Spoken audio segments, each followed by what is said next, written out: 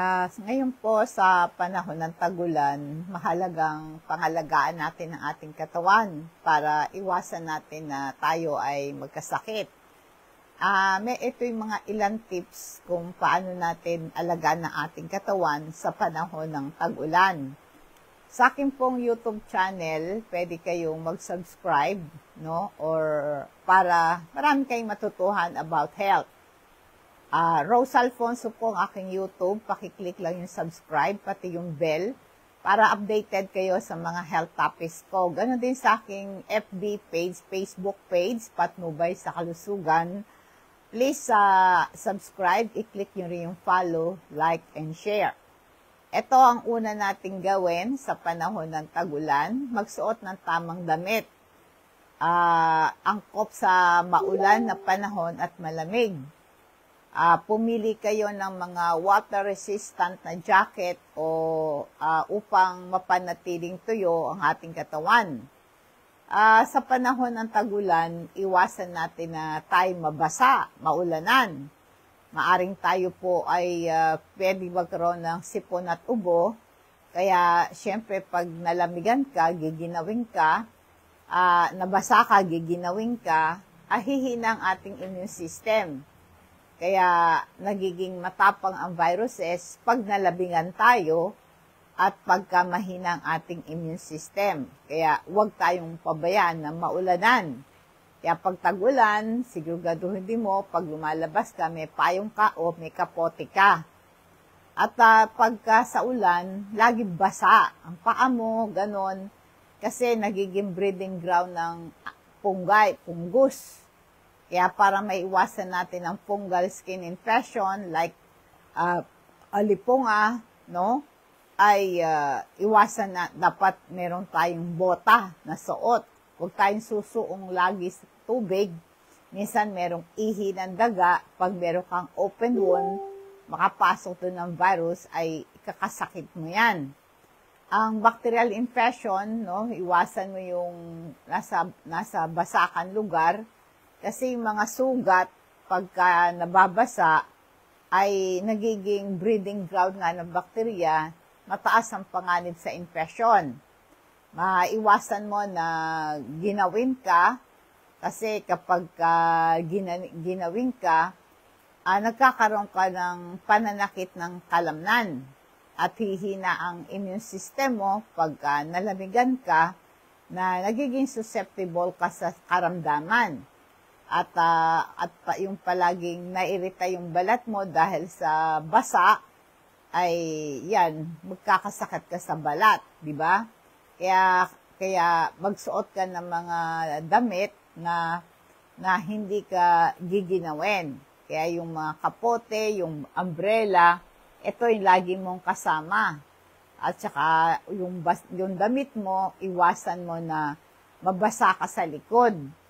Kaya kung ikay lalabas, magdala ka ng extra damit. Yan, no?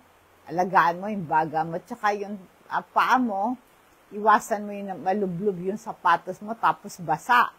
Kaya kailan meron kang extrang dalang sapatos para yung nabasa na sapatos mo ay wag mong isusuot.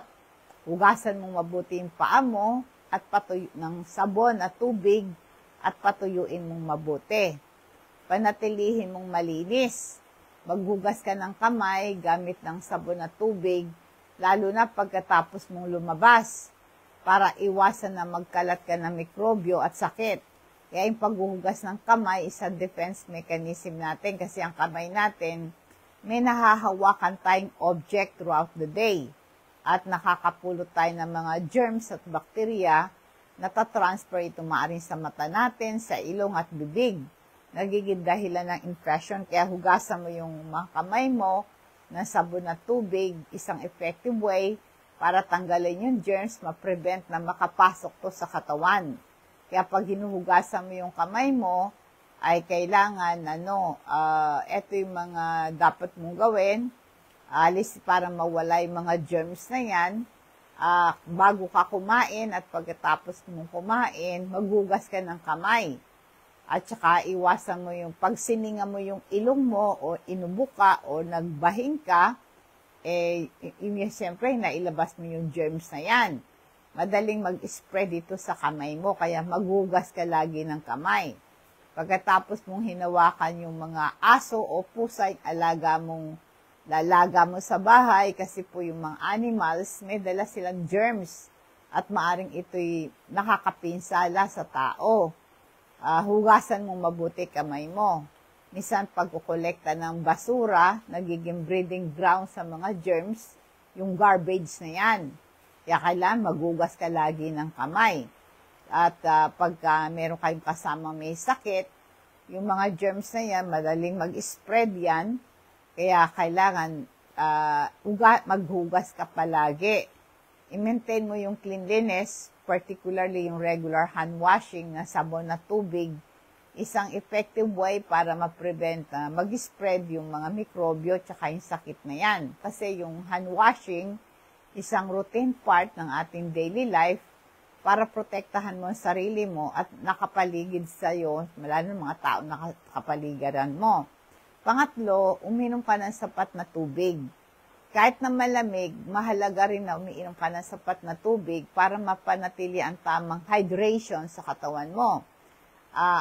I-regulate mo yung body temperature. Ang tubig, isang vital role sa pananatili ng body temperature mo ng normal. Kahit na taglamig, ang katawan mo, nagpuproduce ito ng init sa ating internal process. Kaya yung tubig tumutulong para sa ganon, i-maintain mo na sa komportabling temperature ka.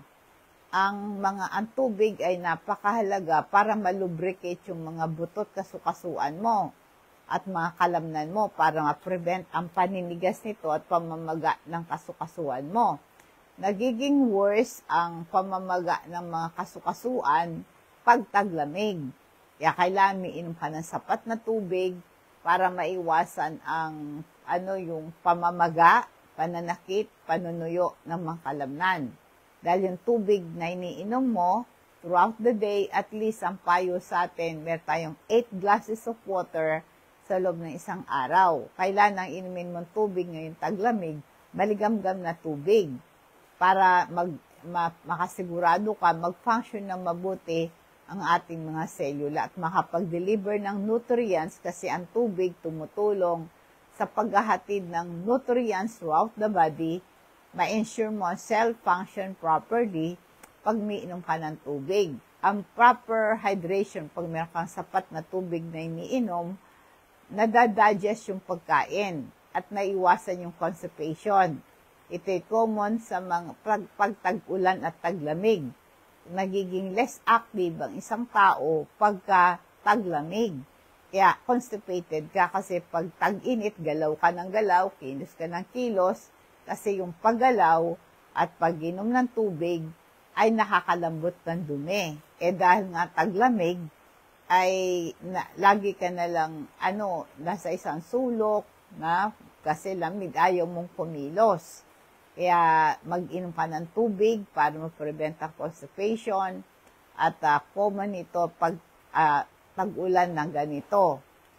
Kaya kailan umiinom ka ng tubig para lumakas ang immunity mo kasi pag kulang ka sa tubig, humihina yung immune system mo, susceptible ka sa sakit, madali ka magkaroon ng inflammation.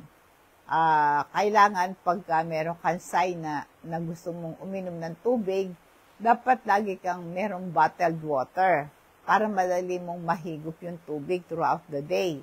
At maligamgam na tubig ang inumin mo o kaya maligamgam na herbal tea o mainit na sabaw, di ba? Kailan marami ka rin prutas at gulay na kinakain na merong high water content tulad ng pakwan, celery, and pepino. Paalala po sa lecithin, ang lecithin po natin nag-i-improve ng cholesterol, nagpe-prevent ito ng heart disease, at nag-i-improve ito ng memory and learning, attention and concentration. Napoprotektahan ng utak natin para di ma-damage, para maiwasan ng Alzheimer disease. Ngayon pa lang na nasa 60 na tayo, mag-inom na tayo ng lecithin. Ganun din yung calcium, magnesium, pampatibay ito ng buto para maiwasan ng pulikat, ma-regulate ang production din ito ng serotonin, isang neurotransmitter para ma-relax ang ating katawan at isip at madali kang makatulog. Kasi ang calcium nagre-regulate ng production ng melatonin. Ito yung hormone na nagpo-promote ng masarap na tulog. Ha? Yan ang dapat. Mabibili nyo yan sa Patnubay. Pwede kayo magpa-deliver dyan. Pagka tag-ulan na ganito, mag-ingat ka sa pagkain. Siguraduhin mo yung pagkain mo laging malinis at luto para maiwasan ng pagkakasakit. Iwasan ng street food, maaring madumi yan. Kasi ang mga food safety, importante yan during rainy season. Kasi pagka taglamig na ganyan, madaling makontaminate yung pagkain at inumin. May mga bacteria at viruses or parasite na nasa hangin. Kaya kailangan po nito, importante, no, ay pagka tag-ulan, iwasan natin yung mga pagkain sa kalye. Tsaka, kung kakain ka man sa karinderya, kilala mo yung nagluluto, no? Pero importante, safe, yung kakainin mo yung lutong bahay. At importante din yung kalinisan. Yung nasabi ko na po, yung pagkain mo, dapat yung mga prutas at gulay mo, bago mo kainin, alisin mo yung dumi, yung bacteria at ibang contaminant. Tubig lang, no? Tubig, hugasan mo. At iimbak mo yung pagkain mo sa refrigerator or freezer para maiwasan yung bacterial growth. At panatilihin mo yung kitchen mo, utensils mo, malinis. Lalo na yung mga kutsilyo, mga tinidor, at mga yung mga basahan.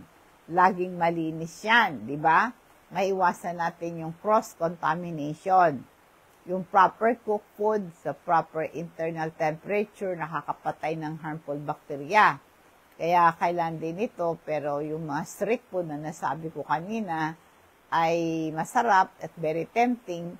Kaya kailan during rainy season na kailan po nito ay consider po natin na pinaka-safest choice yung lutong bahay na talaga. Kasi mataas ang panganib ng contamination sa mga street food sa panahon ng taglamig na ganito. Ang rainy season, marami pong mga problema sa tubig. Yung mga street vendors, maaring hindi sila nakakagamit ng malinis na tubig sa paghuhugas ng mga pinggan, mga utensils, at mga ingredients sa kanilang niluluto. Mataas ang panganib sa bacterial contamination sa pagkain. Maaring madali kang magka-food poison dyan, no? Kaya ngayon, i-maintain mo yung proper food temperature, ganon. Kasi lalo sa atin panahon, minsan tagulan, biglang iinit, di ba? Yung improper storage, napapabilis yung bacterial growth sa mga pagkain.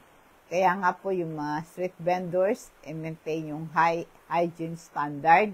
Minsan hindi ka makasigurado kung talagang malinis nga yung pag-prepare nila ng pagkain, no? Kaya observe mo yung hygiene, tingnan mo yung vendors kung malinis yung kanyang mga pinggan, yung kanyang stall kung malinis, at tingnan mo kung fresh yung food na siniserve sa'yo, kung walang lasang panis, ganon. Kaya kailan yung pagluluto, yung kung saka kumakain, merong may good reputation yung kinakainan mo, no? Kaya ang cleanliness is ang safety sa street food. Kaya kailangan ay lalo na po sa weather condition na ang breeding ground ng mga bakterya na maaring makapanis sa pagkain, lalo na po yung mga manok. Meron salmonella yan, itlog, ganyan. Kailangan po titingnan mo kung malinis yung kusina, kung saan nila piniprepare yung pagkain, tingnan mo rin yung dishwashing, di ba? Kaya kailangan po, inuulit ko, minsan ang isa pang problema sa pagkain sa labas ay may mga langaw at mga insekto nagdadala ng harmful bacteria at makontaminate yung food, no? At mag-take ka ng vitamin C, kumain ka ng prutas at gulay, mayaman sa vitamin C, para palakasin ang immune system mo. Ang vitamin C po kasi napakahalaga sa proper function ng panlaban sa sakit. Na-stimulate kasi ang production ng white blood cells, ito'y panlaban sa germs. Mapabilis yung healing process mo. Kaya yung vitamin C kasama ng Super B complex na merong 8B vitamins, magandang supplement ito sa mga hindi nakakatulog, sa mga very stressful, at madali kang mapagod. Kaya pareho silang water-soluble vitamins. I-take mo sila once a day, 30 minutes bago kayo magalmusal. Alam mo, kahit na taglamig na ganito, see to it na meron kang exercise program. Subukan mo yung mga panatili mong aktibo ang katawan mo, mapalakas ang resistensya mo. Kasi kapag kasi rainy season na ganito, ang regular exercise, lumalakas ang immune system mo. Kasi, at saka po, ang exercise din, nagre-release ito ng endorphin hormone na pampasigla. Kasi pag taglamig na ganito, at tag-ulan, mabigat ang katawan mo, ayaw mo magkikilos. At saka nandyan po yung pananakit ng mga buto, kasukasuan, inuubo ka, sinisipon ka, mga ganyan, di ba? Kaya kailangan meron kang walking exercise. Ako, naghahanap ako ng oras na yung punta ako sa isang lugar na hindi ako masyadong malamigan, ganon. Nagkakaroon ako meron akong pinapanood sa YouTube na sinusundan ko, nagsusumba ako. Everyday ginagawa ko yon para meron akong panlaban sa sakit. Kasi kapag tag-ulan na ganito, mabigat ang ating katawan, naantok ka, ang daming aray-aray na nararamdaman mo sa katawan. Kasi yung exercise, nakakalis ito ng kirot, no? Pananakit ng mga buto at kalamnan. Tsaka isa pa, yung patuloy ka nag-exercise, na maintain mo yung timbang mo. At hindi ka tataba, no? Kasi kapag kasi tagulan, magana kang kumain, tapos hindi ka nag-exercise, tulog ka lang ng tulog, tataba ka. Tsaka pagka kasi nag-exercise ka, maganda ang quality ng tulog mo. At saka ikaw ay nagiging masigla. At saka sa panahon din ng tag-ulan na ganito, kung nakakaramdam ka ng sintomas ng sipon at trangkaso, magpatingin ka kagad sa doktor. Makakuha ka ng tamang lunas, lalo na kung ikaw ay diabetic, high blood, o anuman sakit meron tayo. Sa panahon ng tag-ulan, tumatas ang panganib na magkasakit ka. Kaya kailangan nagpapacheck up tayo. At saka iwasan mo rin yung mga lamok. Kasi nagdadala ng sakit yung mga lamok. Kailangan magsuot kayo ng mga damit na mahabang manggas.